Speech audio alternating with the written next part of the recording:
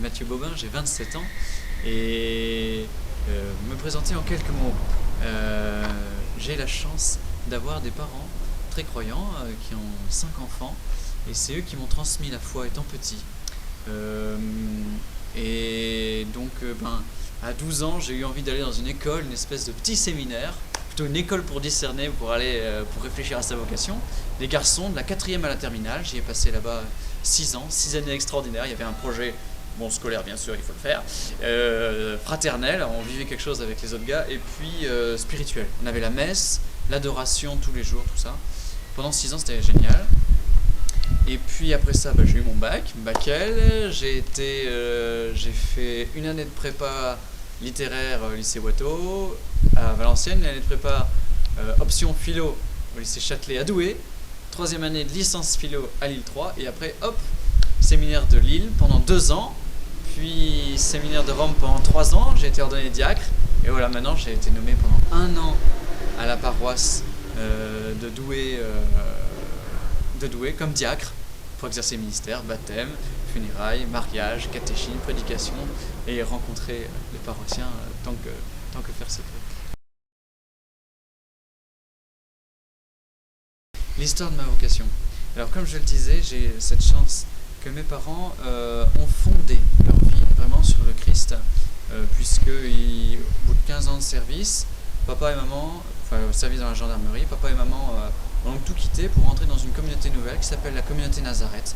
J'ai là-bas mes sources de vie chrétienne, avec, donc ça c'est un pôle, et le deuxième c'est la messe du dimanche, toute simple, messe dominicale d'une paroisse de campagne, voilà, humble et belle, et des deux côtés c'est humble, c'est beau. Et alors ce qui s'est passé, c'est que à 12 ans j'ai eu envie d'aller dans cette école que mon grand frère a fait, mais lui il s'est marié dans les Vosges là pour discerner sa vocation. J'en ai parlé à mon père, il m'a dit on va demander des signes au Seigneur pour savoir ce qu'il veut. Le lendemain, jour pour jour, le curé, non pas le curé, le père, c'était le père Francis Quesnoy, à la fin de la messe il savait rien, il se tourne vers moi et il fait Mathieu, ça serait bien qu'un jour tu dises la messe à ma place. Alors j'étais très content parce que j'avais mon signe pour aller dans mon école. Et donc j'y suis allé, j'ai eu d'autres petits signes marrants, j'y suis allé, là ma foi a grandi. Et me dit, voilà, s'il faut être prêtre, très bien, je le serai, il n'y a pas de problème. Mais je ne mesurais pas ce que c'était que cet appel. Et dans cette école, c'est surtout ma foi qui s'est approfondie, mon lien à Jésus, dans la communion, voilà, dans la messe, et puis dans la confession, le pardon. Et je dirais, ma vocation, il y a un peu les petits signes, les petits aiguillages, comme pour aller dans cette école, et puis il y a le travail de fond.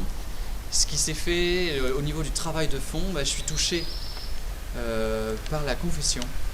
Le prêtre, c'est celui qui accueille la misère de l'homme, de ceux qui viennent se confier à lui, que ce soit dans la confession ou dans les discussions ou dans plein de choses, même quand il prêche, il accueille la misère de l'homme pour lui dire « Mais Jésus, Dieu, le Père, l'Esprit Saint, les saints, l'Église, chacun d'entre nous, on continue de t'aimer mon bonhomme, ma bonne fille, on continue de t'aimer, le bon Dieu t'aime malgré ta misère, il te dit relève-toi, tu vaux la peine, tu vaux le coup. » Et ça m'a touché profondément parce que je me suis rendu compte moi-même que j'étais un pauvre type. Et même je pense que il y avait même un brin d'orgueil, un bon brin d'orgueil chez moi parce que famille bien catho, j'avais des bons résultats à l'école et tout, donc voilà, je pense que je me considérais au-dessus du lot, et il a fallu que je me rende compte que j'étais vraiment un pauvre type. Tous les péchés qui existent quasiment, je pense, je les ai faits, et d'avoir un prêtre, des prêtres, plein de visages de prêtres qui m'ont aidé à me relever, à me remettre debout, ça m'a beaucoup touché.